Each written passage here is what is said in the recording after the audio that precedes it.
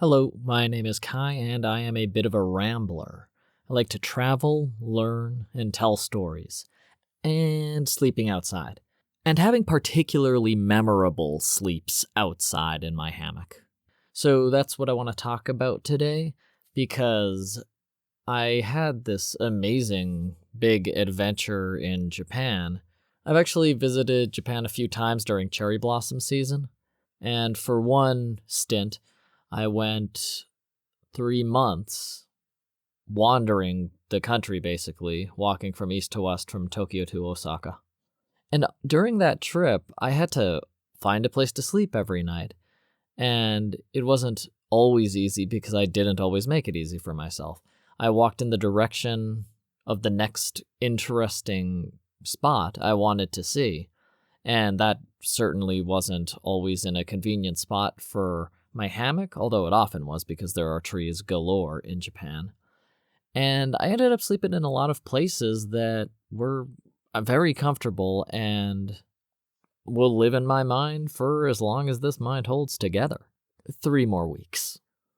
And they were just cool spots to sleep at.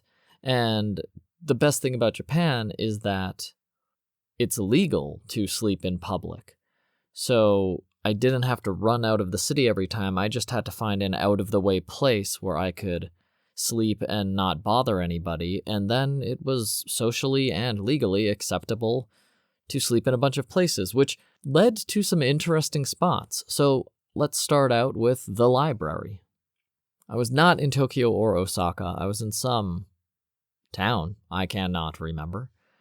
And I couldn't find a good place to sleep, but I was so tired.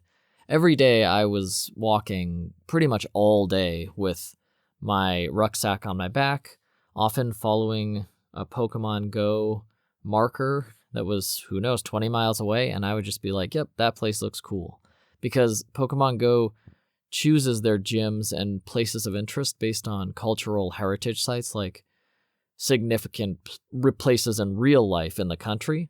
So I could choose this gym to walk to, and it could be 20 miles away, and it could be any number of things. It could be an important viewpoint that gives you a great view of the surrounding mountains. It might be one of the sentos, the public baths I love to go to.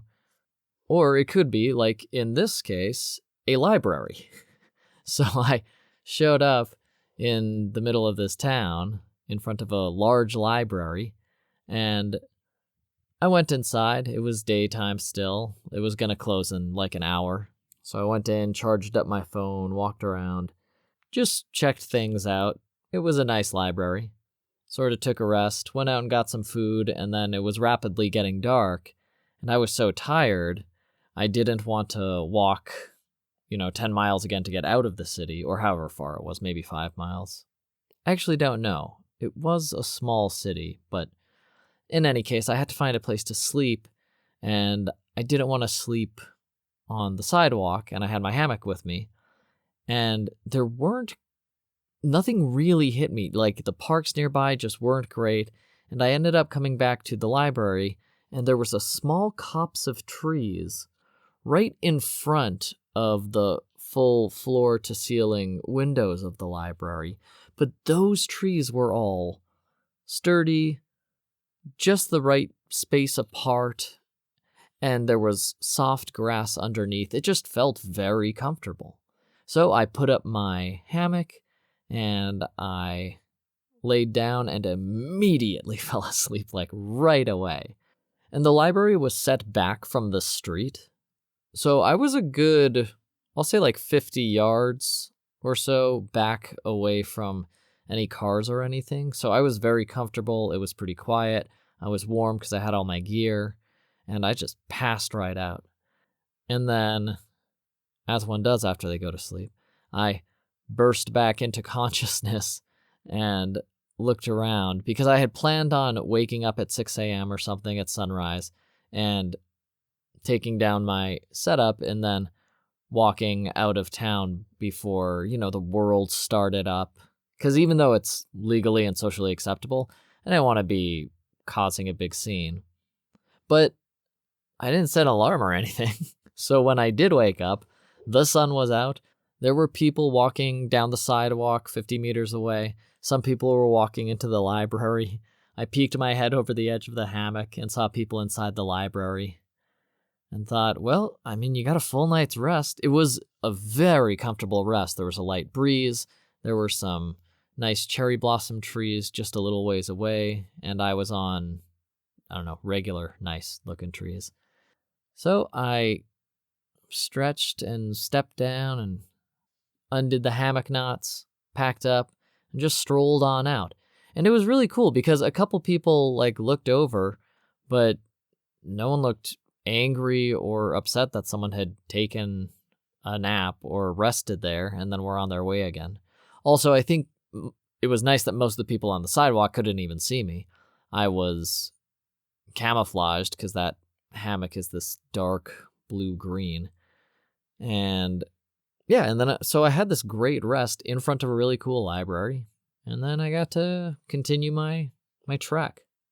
Every forest I came across, sometimes I would just take naps in them, which was really nice. In Japan, I never felt like I was gonna collapse or anything from exhaustion, which can happen when I'm backpacking in other countries because I can't just knock out wherever.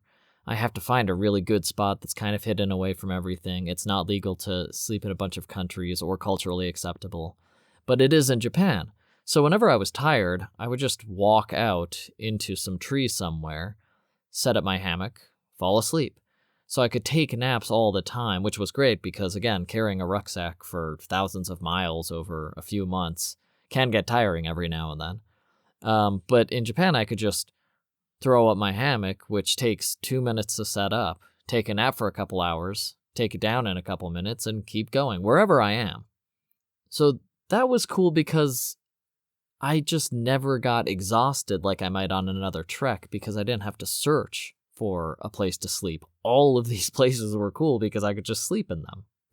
But I do want to highlight one place in particular, which is what made me think of this podcast, because I liked so many of the places, but sometimes there were special spiritual karma spots in Japan that just felt different than other places.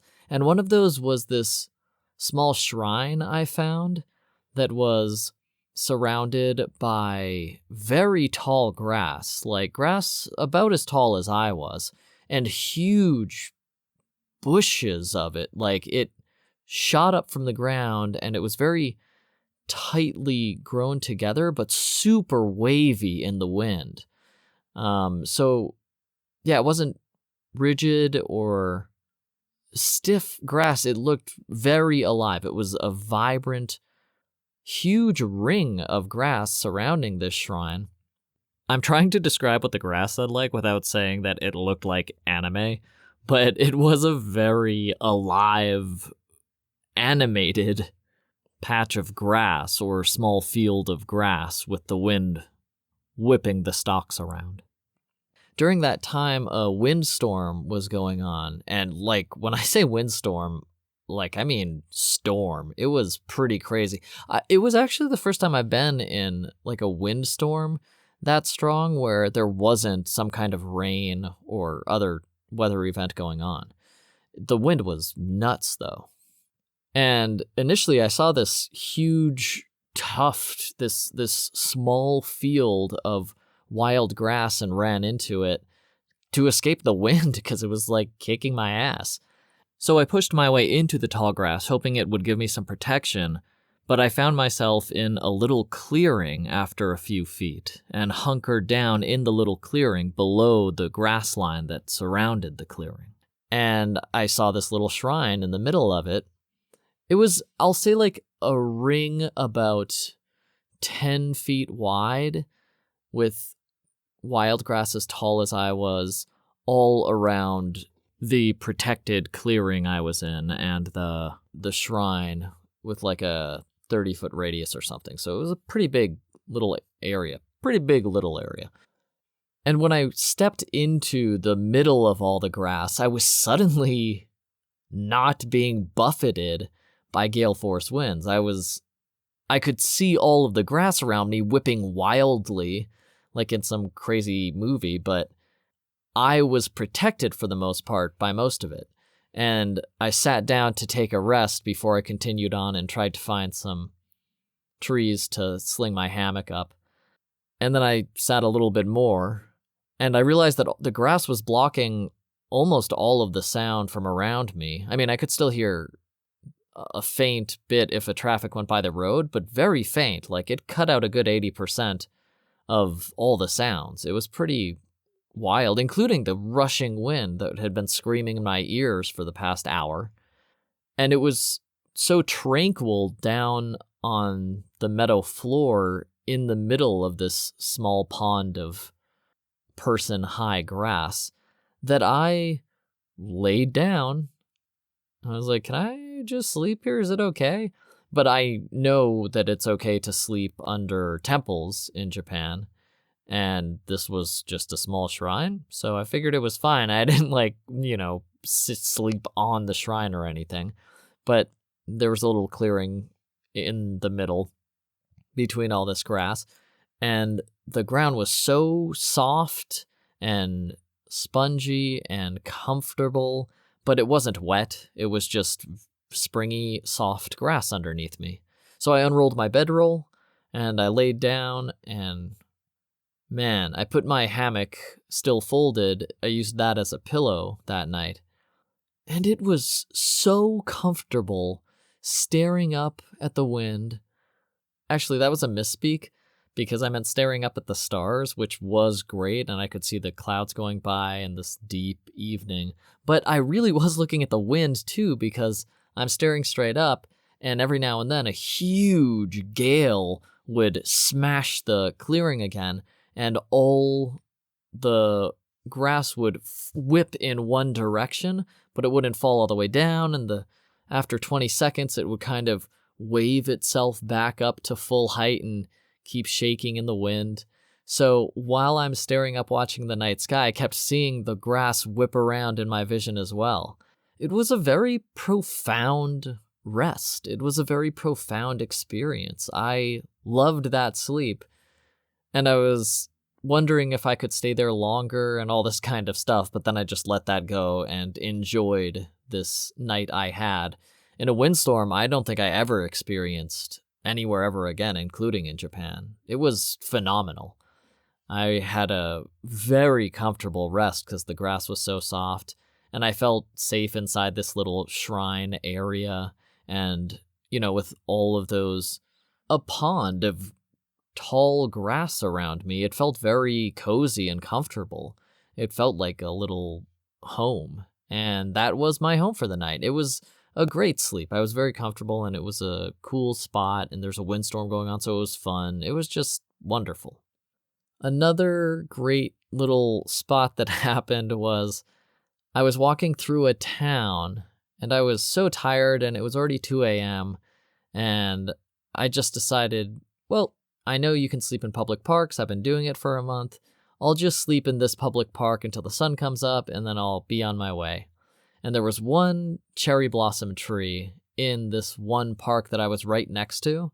And especially in Japan, I didn't choose the first place that was available for my hammock. I always looked for feng shui or an arrangement, even though I don't practice feng shui at all. I looked for an arrangement that would accommodate my hammock, that where me sleeping in a hammock would kind of fit into the rest of the scene.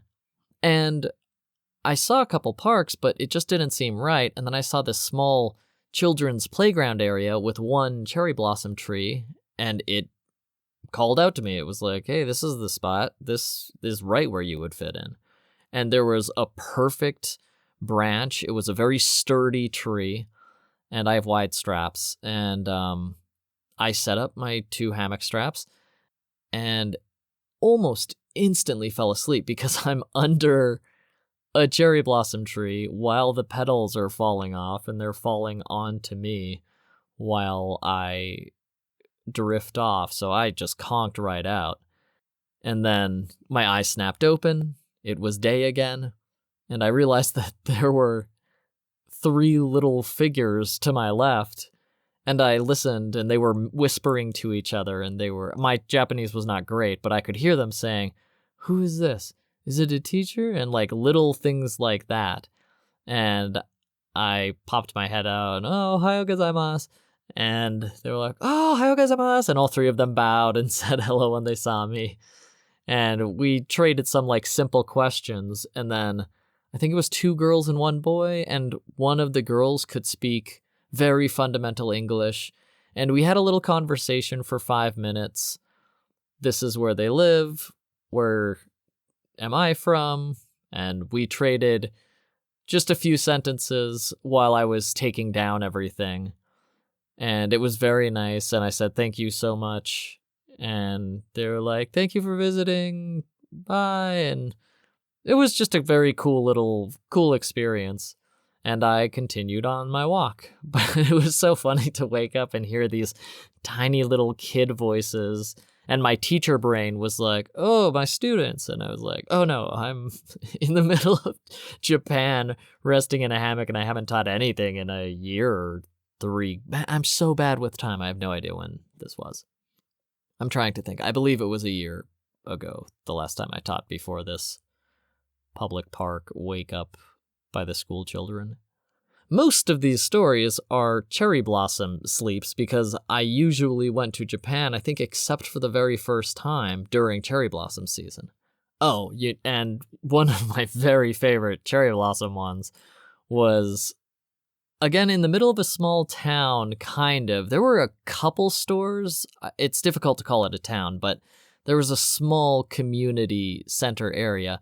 But it was supposed to be right next to this very famous cherry blossom orchard. And I arrived at 8 p.m. or something, and there were some cherry blossoms, and you could see some others emerging, some still blooming, but no one was around at all. There was, again, a small children's playground to the side. There was a huge field, and then there was hundreds or thousands of cherry blossom trees. I'll say hundreds. I'm not sure if there were thousands, but there were certainly hundreds in a very wide area spaced out wonderfully. And I walked around for probably an hour just all around this huge orchard. And then I found one tree that looked kind of set back from the others. And I was like, perfect. And I set up my hammock and drifted off to sleep as the petals floated around me again, magically. And I drifted off in this spiritually fulfilling locale.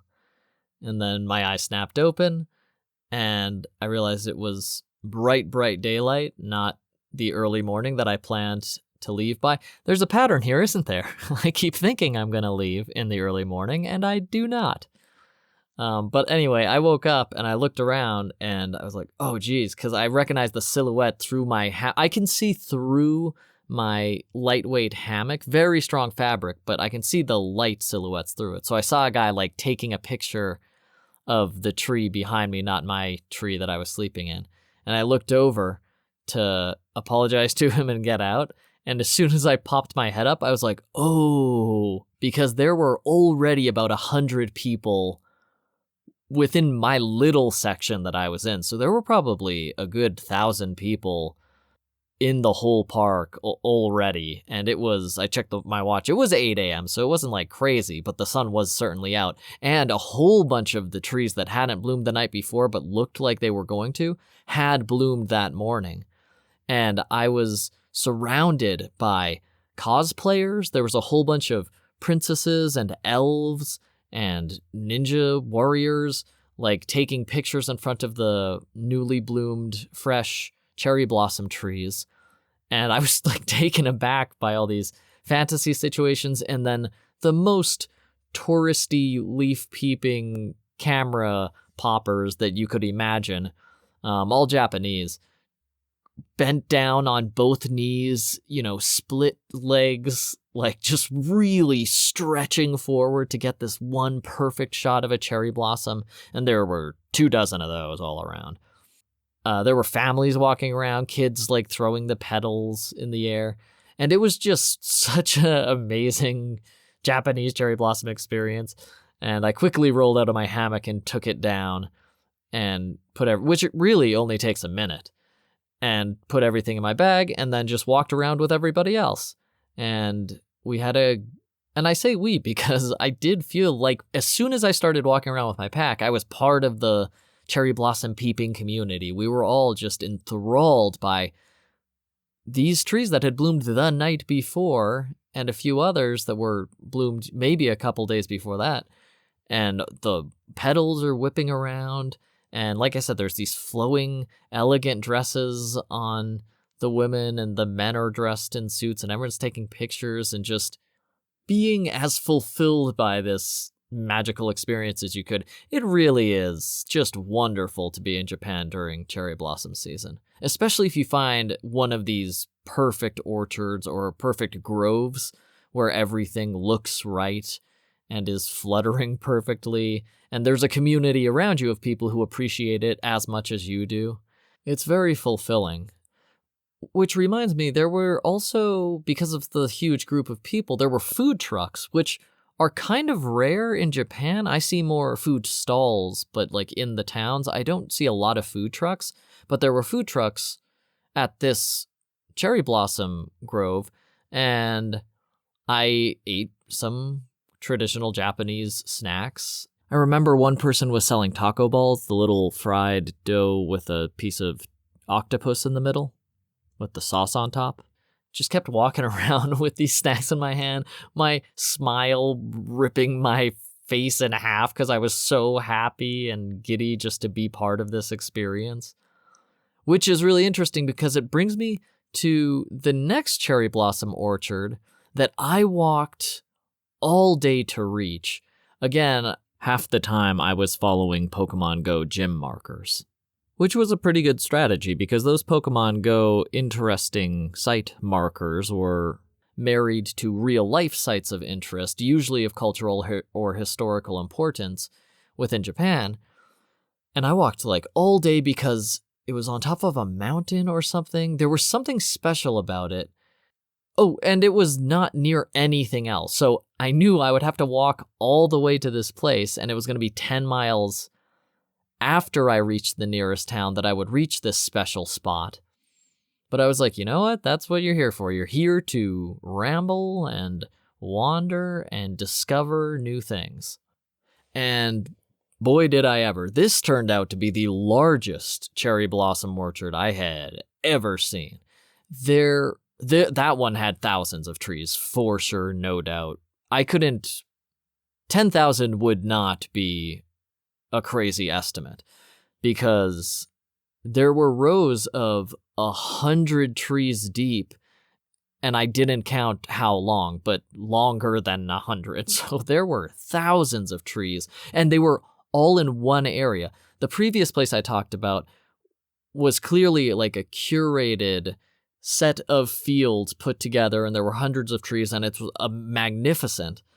And this orchard didn't even bother breaking anything up. It was just, I don't know, maybe they were buying it to sell the cherry trees, or maybe that's a cherry farm, because it was just rows and rows and rows and rows of evenly spaced cherry blossom trees. But by far the most I have ever seen in one place in Japan. And I was kind of knocked on my ass, just in shock by the sheer volume, and they were all shedding petals. I showed up right when, no, you know what? I don't know if they all were, but the first like half of let's say 5,000 trees were the ones closest to me. That whole giant area was just filled with petals and gusting wind, and it was very cool. But that farm itself wasn't what I had been following, wasn't the trail that I had been following, the site of interest on Pokemon Go. That was still another couple miles down a road. And there was nothing during the expanse. There were no other towns or anything on any of the maps I had. But I just wanted to make a day of the walk and see what was at the end of the road. And so I walked down that road after I hung out in the cherry blossom orchard for a while. And I did notice that it was going uphill. And I had already walked, since 5 or 6 a.m. And it was nearly noon. So yeah, it was already like a good 6 or 7 hours of walking. So after a brief break, I was like, okay, I'm going uphill. And I started walking up, and maybe an hour later, it turned into this small paved road lined by trees, sort of like, bending over the road. And I was walking uphill, and the entire hill was covered in trees. There was nothing else around on this hill except for this tiny paved road leading to some special surprise that I didn't know what was at the top. And I just kept trudging up one after the other, and then a bus went by me. And I was like, well, I was very confused because there were nothing around, really. And I kept walking, and then another bus went by me, and I looked up, and there's a bunch of Japanese people looking down at me, and a couple wave, and I waved back, and I kept walking. And then I got to the top, and it was like I had reached the Spirited Away bathhouse. It wasn't 5 stories or however tall that was, but it was a grand, traditionally decorated Japanese bathhouse. And I didn't know that's what I was walking to. I didn't know anything about it. I just knew it was, I think, a Pokemon gym from Pokemon Go. Like I said, I was just following them because I knew it would probably be something interesting. And this one was a magnificent, traditional public bath in Japan. And it must have been pretty special because there were buses going into it pretty often. And it was large. It was certainly one of the largest ones I had seen that wasn't inside a city. It must be the largest one I saw outside of a city. And there were no tourists outside of Japanese tourists. So I think I did sort of shock the staff when I walked in, because I stepped in with my rucksack on, and there was one guy at the front desk, there was one greeter who stood by the front desk, and then there were a couple people attending. Those two people, I don't know what they were doing, maybe just ready to work at a moment's notice. And I am usually the only tourist in a Japanese bathhouse, but I think it was particularly surprising to the staff here because they were so far off the beaten track. And I hadn't arrived on one of the buses that were constantly going in, bringing people in. I didn't see anyone else on foot or bicycle or anything. So I walked in, big scruffy traveler guy with my big old backpack, big rucksack on the back, with my bedroll and everything. And for like 2 seconds, there was everyone was taken aback. And then 2 seconds later, everyone was like, welcome so much, basically, in Japanese. They were all welcoming me very kindly and said, are you here for the bath? And I was like, you know it, sir. How much is it? And it was $7 for what looked like a luxury experience. And I was like, okay, yeah, I'll definitely try $7 in like the most beautiful bathhouse I've seen so far in Japan, in the most beautiful location in the middle of this forest next to a cherry blossom orchard. And I was like, yeah, I could splurge on $7. At that time, I had savings, but I didn't want to spend my savings if I could avoid it. And I was already living pretty cheaply, backpacking everywhere. But I wasn't going to the super expensive bathhouses because I went to a couple and they're too fancy. I like the small ones. I like the mom and pop independent. I like mom and pop everything, but I like smaller businesses in general. So this grand bathhouse, I was like, maybe it's too fancy for me. But then I was like, dude, you're never going to be here again. You're never going to see something like this again. Enjoy this experience. And I did. So I said yes. And I tried to give them, 700 yen or whatever it was. He was like, no, you have to buy the ticket first, which is a thing in Japan. When you order food at a restaurant, you'll buy your ticket from a vending machine kiosk and then give it to the front desk to show that you paid. And then they give you everything. I don't know. I don't want to guess. I think I remember something about it being not indecent, but, spiritually indecent to make this about a transaction when it's supposed to be about a hospitality. So it's better if you use the machine for the financial transaction.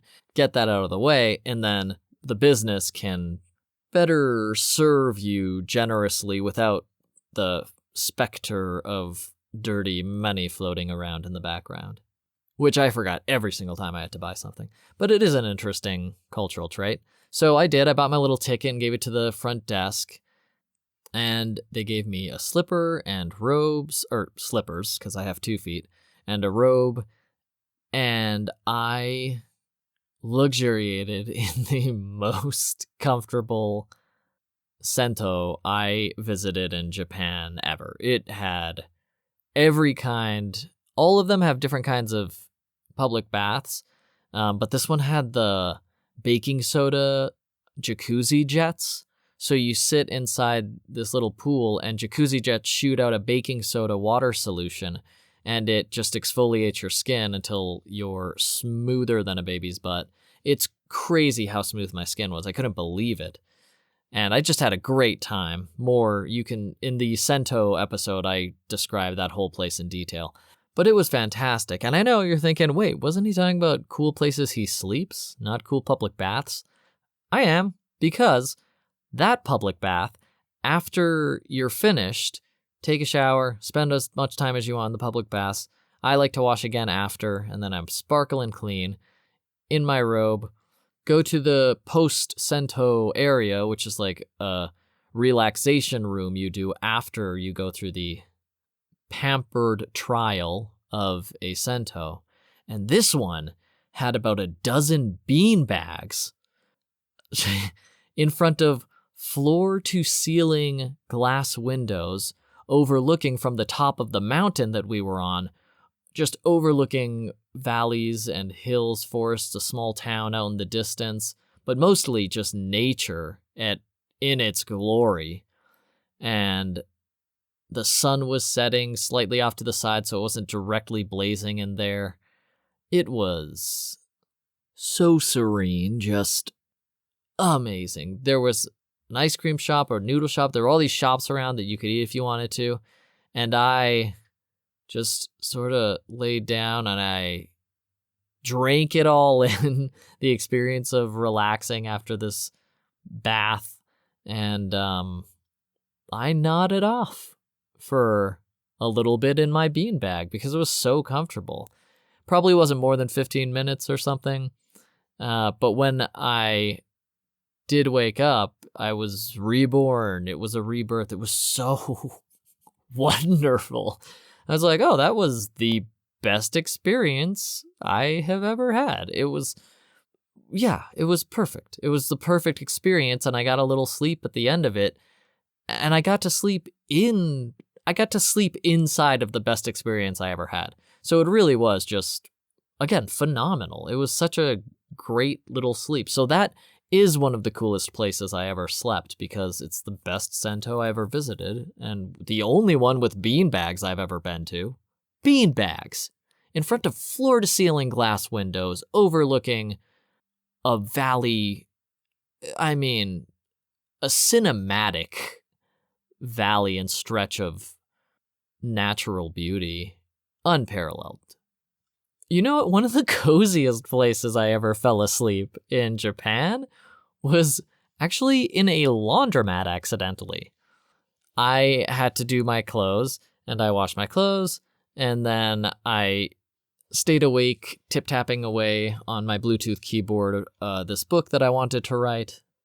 But boy, I was flagging, because that was near the end of my day, and the laundromats are generally open 24 hours, and this was in the middle of nowhere, but Japan has laundromats everywhere. So I was kind of shocked to find one, but I was very happy when I did because I was on my last shirt and my second pair of pants, and I just needed to wash everything. So yeah, I did. And then it finished, and I put it in the dryer, but as soon as the dryer started up, some of its heat was escaping into the room. So I got very warm, and my eyelids started hugging each other, and I could barely keep my eyes open. And I was like, well, just take a nap. There was a little bench with a table counter area in front of it for people to write down or whatever while they were waiting for their clothes to be done. But my rucksack was on the floor, and my rucksack mostly just had clothes in it, so I like to just lean against it. And I instead just sat on the floor, listening to the hum of the dryer, and just took a nap for like 40 minutes, and so easy to fall asleep. Japan also feels so safe all the time. And here I was in a cozy, warm cocoon with my clean clothes just waiting for me. And I yeah, fell asleep. And then I woke up and it was morning again, not the 40-minute nap I thought. And my eyes popped open and there was a Japanese woman like moving really slowly toward her dryer, and she was just opening it up. And when the latch popped open, my eyes opened and she was staring directly at me. So it was clear that she had been trying to be quiet so that I wouldn't be disturbed while I was sleeping there.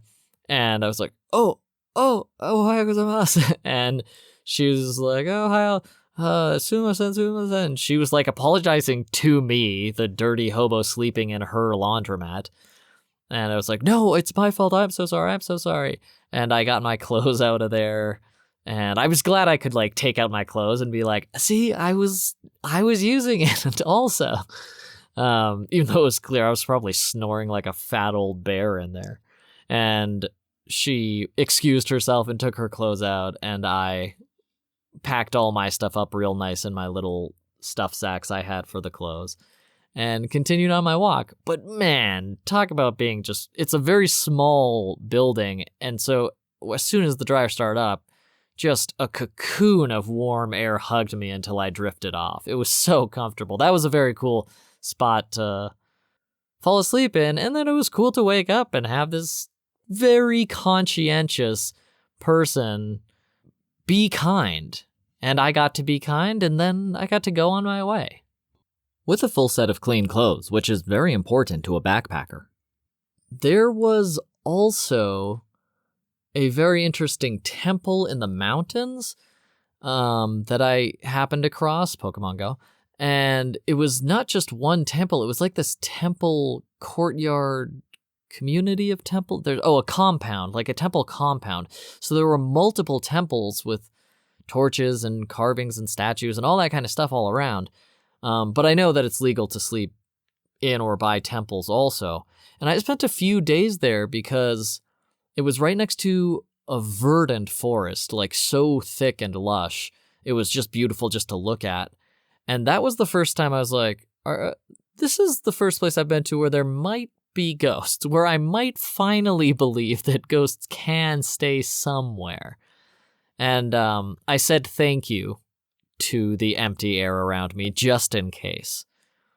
And then I fell asleep into a dreamful, lovely sleep and woke up and I was like, that was great. I'm going to sleep here again. And it was nice that there was concrete everywhere, flat concrete near the temples, so I could use my cook set. And every night I slept in that little temple compound, it was very comfortable and I felt so relaxed and at ease. There's an interesting story with that, but I didn't sleep during that interesting event. So I'm not going to include it here, but it will be in the Japan Trek episode where I talk about this 3-month journey. God, that's going to take a long time. That might have to be a few episode installments because I can't believe how long me talking about sleeping is. I'm just kidding. I can believe it because I don't shut up. Next, the courtyard of Iga Castle. If you don't know about Iga, it's popularly the birthplace of ninjas. It's where ninjas come from. And I saw a bunch of cool stuff there. I saw a whole bunch of weapons and stuff, but this is about the sleep. And I climbed all the way up to the courtyard of the castle. And then I realized the courtyard was ringed by beautiful forest. And it was getting late in the day because I had arrived in Iga in late morning. And I spent all day walking around the castle compound. And as I walked around, more and more people came to look at the castle. But there was this perfect set of trees in the back of the courtyard against the tree line, right, like directly in front of the castle. And I was like, well, I'm sleeping here as the day progressed. I think I went into town and then went back to the castle, like in the later afternoon. And that's when I found those trees. And it was just, I was sleeping in a Akira Kurosawa film. You know, every nerdy video game, anime thing I had ever experienced, I was in front of the castle where ninjas were born. And it was, I don't know, a couple 100 meters away. And I was in a tree line sleeping in full view of it, like with a starry sky. It was amazing. And I passed right out. And when I woke up, I met a girl and we went on a date because she thought I was interesting and probably weird for sleeping in Iga Courtyard. I slept at Iga Castle for a few days because there was so much to see in the city, and even just at Iga Castle, there were multiple museums, there were ninja houses with ninja entrances and exits and hiding places and little tunnels. So there was so much to see and interact with and learn and in just Iga Castle that I ended up staying in Iga probably the longest of that entire 3-month trip. I might have stayed there 5 days, or I'll say 5 days because I don't think it was a full week, but it was 4 or 5 days. I had the date with that girl to keep. I wanted to learn all I could from the museums and the history and the castle. And there were stuff in the city I wanted to see, so I just walked all around, and then every night I would go back to Iga Courtyard, set up in the same 2 trees, and pass out. I felt rested after the 4th or 5th day or whatever it was, and then I kept on trucking. But every night I was staring at this magnificent, real castle where ninjas were born, and it was the coolest. I slept next to a monkey enclosure, which there was a weird, zoo house monkey enclosure, but there wasn't a rest of a zoo. It was just apes and monkeys inside this pretty spacious enclosure in public, off to the side of a town, in a park of a small town. There was a pretty large, decently sized monkey enclosure. I was a little confused to see it, but that was cool because that was the first time I had my rain tarp, because it had been raining in Japan, and my quick dry hammock, I can close the top with Velcro that I sewed onto the edges of it. So I could close it, and if it was lightly raining, my quick dry hammock would self-dry almost as fast as the rain was falling. So it really wasn't an issue for most rain. But once it got heavier, I was like, okay, gotta work on this rain tarp thing finally. And I got one. There was some clear polyethylene or something at a Japanese hardware store. I talked to the guy there. He was excited to talk to a traveler. And I went back to that monkey enclosure because I remembered there being some good trees there. And I walked by, said hey to the monkeys, used the public restroom, and then walked pretty far away. It was a huge park, so I could barely even see the enclosure by the time I found those trees that I saw. But there was a street light, I remember, on my left side. I put up the hammock, pulled up the bug net, put up the rain tarp, which took 3 minutes.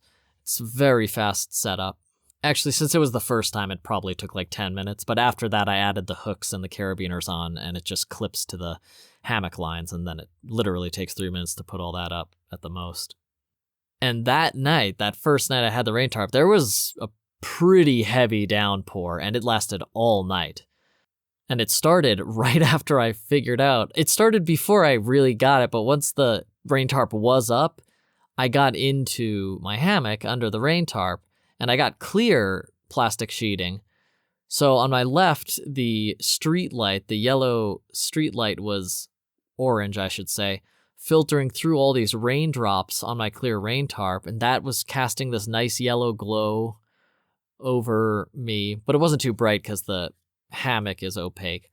And then on the right side, it was all dark, but I could see out through the hammock sheet, the rain tarp, in case anybody was walking over, so it felt I was still in control of my surroundings. I was still aware of my surroundings anyway, as much as you can be. And I watched the raindrops splat and fall down on my rain tarp, and it got heavier and heavier and came in waves. And I must have watched the water for an hour at least. And it was I love the rain, first of all. I love sleeping in the rain. I love the sound of rain. I love everything about rain. And I fell asleep watching this heavy, continuous rainfall that lasted all night. And then when I woke up, it pittered off and I started walking again. But man, that was such a confirmation of my plan for the rain tarp. I couldn't believe how well it worked. I was completely dry in the morning, and it had rained for 8 hours straight. It worked so well, and that was instantly a permanent part of my sleeping setup. Now, I've mentioned that Japan is particularly lenient and even welcoming of travelers and people who sleep in public. Like, I saw businessmen sleeping on benches on the sidewalk more than once in Japan in the cities.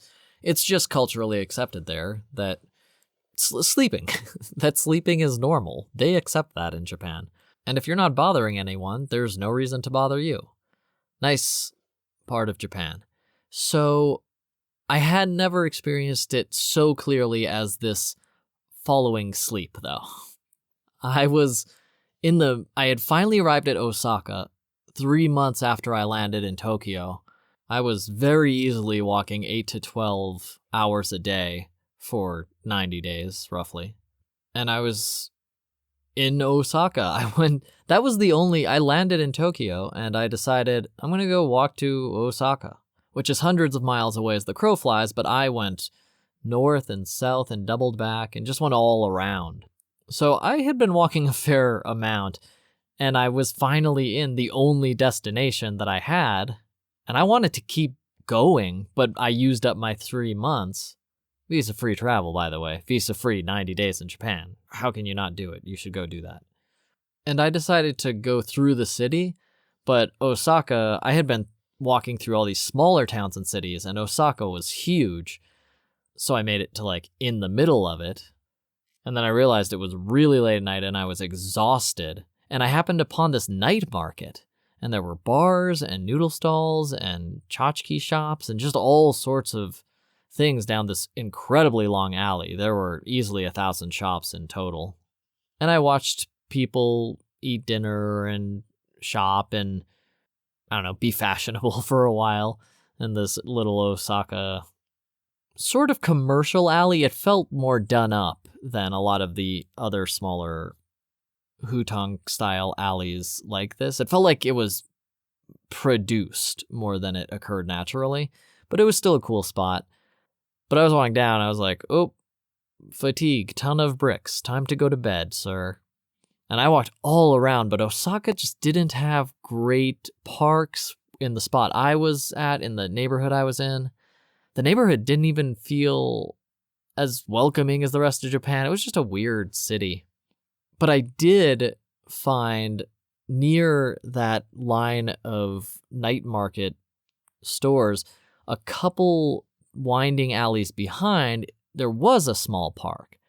And it did look nice and inviting. And I was like, oh, thank goodness. And there was a couple of trees, and they looked perfect. And I put up my hammock, and I fell right asleep. There was this 3 months, you did it. That was your journey. Amazing. And I kind of conked out. I'm sure that played into how easy it was for me to fall asleep, that sense of accomplishment. And when I awoke again, I heard a sound that I knew, but I couldn't place it immediately. And I heard it again, and I looked over, and there were people sitting very close to me.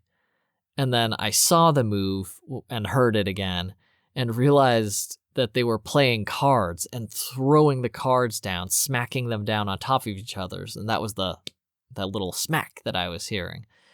And I peeked over, and it was really funny to me because there's an anime called Cowboy Bebop. And in Cowboy Bebop, there's this trio of old men playing poker. There's an old man poker gang with 3 guys in it who are pilots and old war veterans. They're always telling stories and making jokes with each other, and they're always playing cards.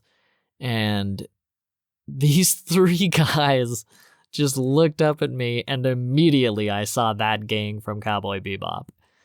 And they said, oh, good morning. And I was like, oh, good morning. Nice to meet you. Playing cards? And I was like, oh, you pulled it off. And we exchanged a nice little conversation. They were very polite, and I was, packing up my stuff to get out of their way.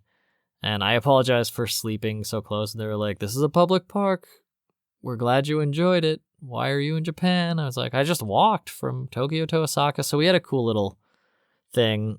And then I wished them well and went on my way. And they said something nice that I didn't understand except for the goodbye part. But it was a good conversation. All of my conversations, when people found out I was walking across Japan, they became more interested, and they saw the value in a journey. And even though my Japanese wasn't great, I got the sense from how they spoke and the questions they asked. And when I did meet people who could speak English, which happened, I don't know, once a week or something, they said the exact same thing. They were really excited that someone was backpacking across their country, and they wanted to tell me about it and know what I was doing and what I thought.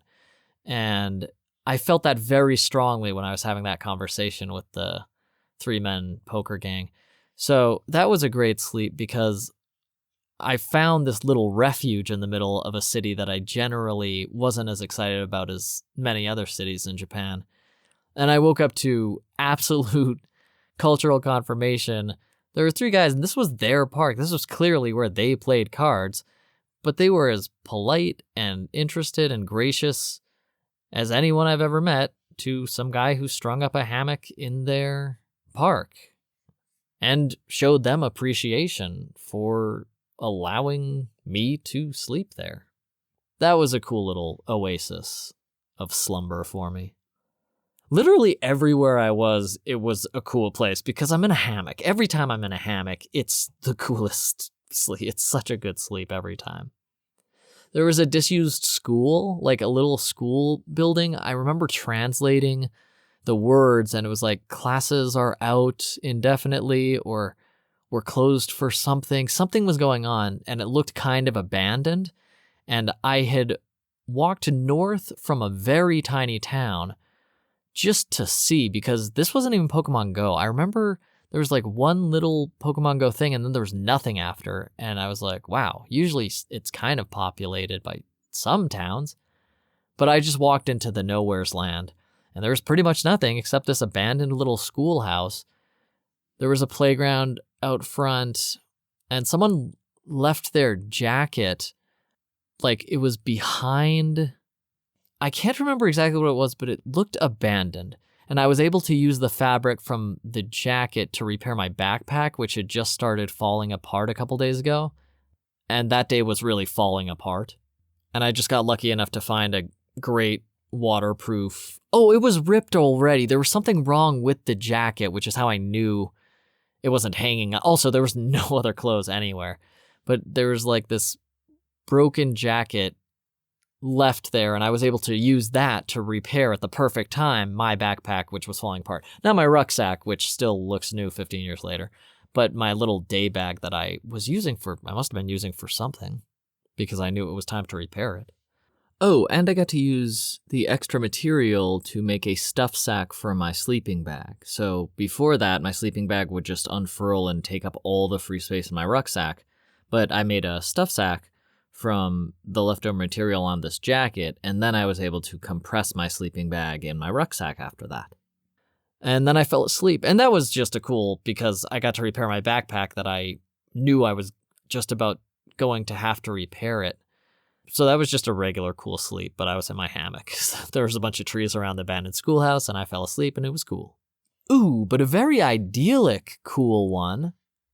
I came across this waterfall. I was walking down a pretty abandoned road through forests for hours, and there was this small waterfall leading into the main stream I was walking nearby, or rather adjacent to, along, some would say.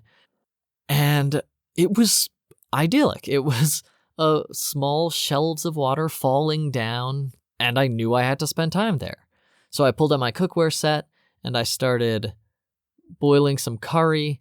And I had such a good curry dinner because this old grandma had sold me a whole bunch of mushrooms beforehand, and I had some udon noodles and the mushrooms and the curry, and I just lit up my alcohol stove and heated all that up and had a big, satisfying meal while there was a babbling brook, half waterfall stream right next to me. The water was amazing. I got the water from the stream that I made my curry from. The coolest.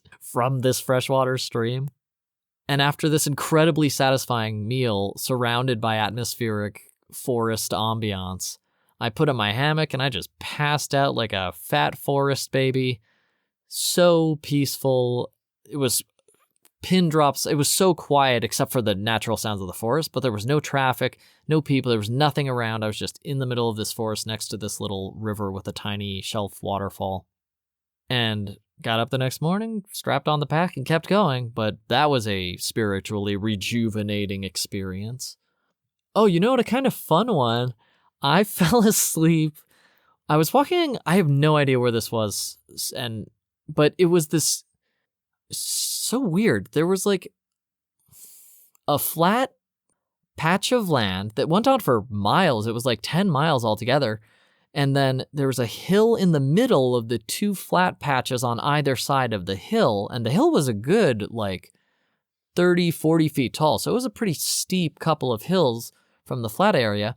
And on the top of the hill was a narrow concrete path, maybe a bike path or something, although I don't think I saw anyone riding bikes on it. And I walked along that for 2 days total. Like, it took a long time to walk that whole path, and I was so curious what it was the whole time.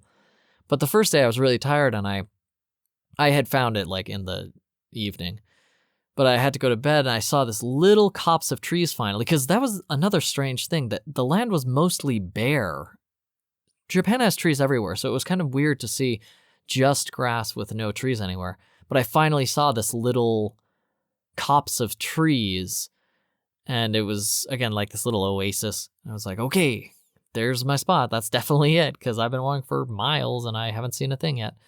So I went down the hill carefully, carrying all that weight, and got into the little copse of trees, went right in the middle, strung at my hammock, and fell asleep. And I woke up to a baseball game because that little copse of trees was right next to a baseball diamond. And I heard it was a crack of a bat, or maybe someone was shouting. Can't remember exactly what it was, but some baseball-y thing woke me up. And I peeked over my hammock again, and there was a full-on baseball game of high school students going on right next to me. I guess. I can't judge ages anymore, so I don't know.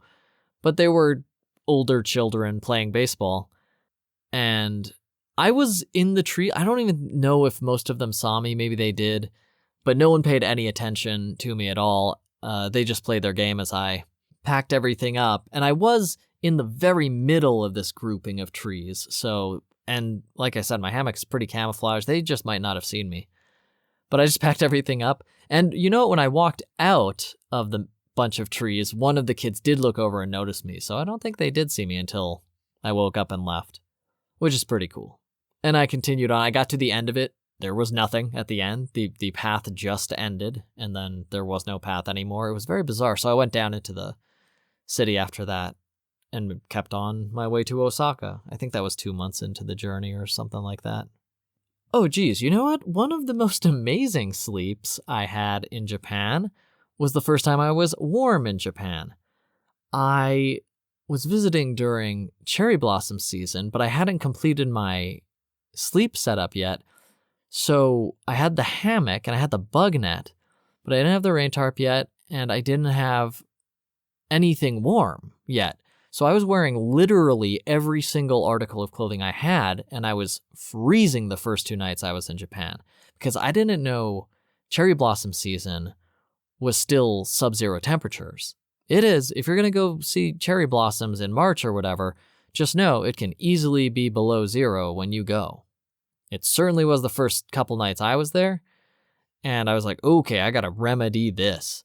And I remembered sleeping on athletic foam mats when I was in China camping in sub-zero temperatures, and that made camping endurable, tolerable. So I looked for a sports store, got there right before it closed, found athletic foam, took it outside, set up my hammock in the forest surrounding that athletic store. And when I settled into it, I was wearing all of my clothes. And when I settled into it, I was like worried for a second because with all the insulation, I was still cold. But it very rapidly became warm. My face could feel the heat bouncing back at me. Now, I was so cold that the next morning my skin still hurt. Like, I was maybe getting early frostbite. Nothing was any blue color or anything like that. And I was wearing everything I owned. But I was so warm when I got into my hammock that day with the athletic foam in it. And this is maybe 1.5 centimeters of athletic foam. You do not need a lot. I was so warm that I took off all my layers except for t-shirt and my jacket, which I had to unzip because that athletic foam radiated all of my heat back. It felt like it, obviously mathematically it wasn't, but it felt like all of my body heat was being radiated back at me. And I had such trouble sleeping the first 2 nights because I was literally freezing. Like, it was below freezing. I was so cold both nights. I kept waking up and I would try and scrunch up smaller and fall asleep again. And then finally, with this heating pad, I was instantly, suddenly, as warm as I could have wished for. With such a lightweight, it weighed 0.5 pound, this 6-foot athletic foam bedroll. And I was in hog heaven. I was so comfortable. And as soon as I realized it was hot, I just absorbed my own body heat back at me for a couple minutes, but I passed out because it was the first time I could comfortably sleep in 72 hours. It might have been 4 days. I don't know. It was a long time, though, before I was like, you have to solve the cold problem. This is crazy. You're wearing all your clothes, and you're still so cold you're waking up at night. And I did. I got that athletic foam. It worked as well as I hoped, better than I hoped, actually. It worked better than I hoped because I was uncomfortably warm until I took off layers. So it completely changed how I travel. It was so great.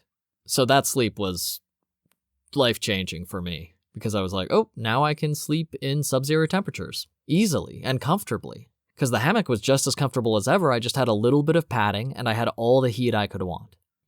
Since I've been talking about Pokemon Go, I'm going to include one of that because this was a good sleep.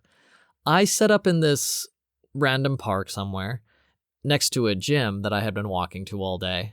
And if you don't play Pokemon Go, you have to be physically close to the gym in order to use your Pokemon to take over that gym. And I was doing that. Whenever I did get to a Pokemon gym, I would fight. I had 6 Machamps at the time, which was the big dumb cheat you could do. I have a great time just taking over all the gyms across Japan. And I took over this last one. I was like, time to go to bed. And then I noticed, like 15 minutes later, I was scrolling Reddit or whatever the crap at the time. But I checked the gym right before I went to bed and saw the color had changed. And I was like, no, I just beat this gym. What the heck? Because it was pretty late at night, too. It was like, 10:30, 11 p.m. And I wasn't in a city. It was a small town, so everybody was asleep. And I was like, how the heck did that happen? And there were buildings. I didn't know they're apartment buildings. But anyway, I attacked that gym again, took it over. I was like, and I laid back down and started going to bed. And then right before I was like really tired, I just checked it real quick. And the color was back to yellow. I think I was red, or I'm not sure how the colors work, but I believe I was red and it changed back to yellow again. And I was like, someone took it from me again. You can see their Pokemon in it, so someone took over the gym. But now it's like 11:30. I was like, what the heck? So I take it over again, and then someone takes it from me again right after. And I look out of my hammock, and I'm like looking around, and I spot this guy standing right where the gym is. I'm maybe, 40, 50 feet away in behind a line of trees, so he can't see me in my hammock, but I can see him, and he is also like wildly whipping his head around, wondering who the fuck is taking my gym every 10 minutes. And he's like slapping at the thing, trying to fight all my Machamps, and he does, and I was just like, all right, man, now we're doing, I'll do this all night, buddy. And I just kept doing it. We probably went back and forth like 10 times before he finally gave up. He smoked and he like walked away after a couple times, but then he would quickly walk back after I took the gym. So he'd like finish taking the gym and then walk away, like strut away, like, yeah, that's right. And then I would take it immediately after back from him, and he would run back and like look around like, who the hell is taking this? And then fight it again. We went back and forth several times before he finally left and didn't come back. And I slept next to my conquered Pokemon gym, my hard-won, hard-fought Pokemon gym, and just real smugly fell asleep. And it was great. It was a fun time. I was playing video games with a stranger, and, it was fun. And so I don't end this on Pokemon Go. I do have one more cool story that I can remember. I mean, I stayed the 3 months, so I'm sure there's a lot more than what I've said. But one of the best experiences was an actual antique wooden traditional temple. This happened, I believe, before the rain tarp introduction to my sleeping setup, because it started to rain and I still had a ways to go. I had miles. I had a whole day to go, basically, before I reached another town. And I was just following this thin forest path through a forest in the middle of nowhere again. I had just decided to walk. I was like, I'll just walk this nowhere path for as long as I can. But it started to rain, and I was like, oh, I was hoping it wouldn't rain. And that's all it was. I didn't plan for it or anything. I didn't prepare. I was just hoping it wouldn't when I started taking this incredibly long trail. And it did start to rain. And it looked like rain, I had plenty of warning. And I was like, well, as long as it doesn't get heavy or whatever. And it got heavier, and I put on my hat, and I was like, okay, I have my cover for my rucksack, so it'll be okay. And I started getting really heavy. And I was like, well, as long as it doesn't last a long time. And then 15 minutes later, I was like, okay, I'm getting soaked. There has to be something. And I started walking faster, looking for any kind of shelter. None of the trees were comprehensively foliaged enough. They weren't the right type of trees to shelter from rain. The rain just went straight through them. So I just kept looking, and then all of a sudden, again, an oasis showed up. There was a wooden traditional temple, this super cool sloped roof, traditionally put together with no nails, just fit together wood. I think there was a plaque, and I don't have the notes for this, but I believe there was a plaque that told me how old it was, and it was hundreds of years old, and the wood looked like it was hundreds of years old. But it looked like well cared for, even though it was a very old structure. And it was open air, so it was actually more of a gazebo or a pagoda? Are those open air? More of a gazebo than a complete temple. And there was just a wooden decking and a couple decorations or something. But what I noticed was the wide sloping roof that overhung the wooden deck by a bit. And I ran over to it and got some relief from the, at this point, pounding rain that I had been walking in for 20 minutes. And I was just like, oh, thank goodness, this is so nice. And I decided to just wait out the rain. And I just watched the rain come down, but it didn't lighten up. It just kept coming down. And after an hour, I think, total, I was like, I think I have to just stay here. But what was great about that temple was that there was a skirt of concrete around the temple itself, but still under the sloping roof, which went maybe 3 feet over the square of wooden decking in the center of the open air. So even though I was outside, I had 3 feet of no rain, and there was a slight raise, just a few centimeters, maybe a couple inches. So I was off the damp ground as well, and the rain was coming down hard, but it wasn't flooding down, so I was still above the wet ground on dry concrete, or maybe it was paving, I can't really remember. But anyway, I was off the wet ground, and I was protected from the rain, and I said, thank you so much, temple, and I just laid out my bedroll, put my pack behind me, used it as a pillow. I was dry, I was listening to the rain. That's how I used to fall asleep, listening to rain sounds. And I conked right out. It was a very comfortable sleep. And I woke up the next morning, rested and rejuvenated, and continued on my way. I thanked the temple profusely a couple more times, because it saved my butt. And it did, because there was nothing for a couple hours more walk, at least. I can't remember how far exactly, but it was at least as far as it took me to get there. I believe it was farther. I'm pretty sure it was like a couple hours before I hit anything that looked like a village or town afterwards. So if not for that temple, that would have been an uncomfortable, rainy hike for hours longer without any sleep. So that was a wonderful sleep thanks to this very conveniently placed open air temple. That looked so cool. Just got to reiterate how cool it looked. Old wood, the paint was still on some of the tiles on the roof. It looked so cool. And I got to sleep under it. Full of gratitude. An amazing sleep. Listening to the rain. Pitter patter, slam into the leaves of blades of grass around me. Yeah, that was another great sleep.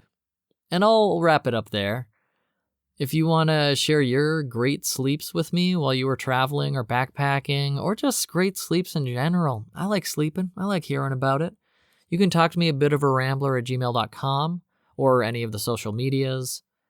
I like talking about sleeping. Gonna talk about cool sleep spots in other countries I've been in. Thank you so much for listening. I love telling these stories. I love it when people can enjoy these weird trips that I've done. And I'm excited to talk to you again soon.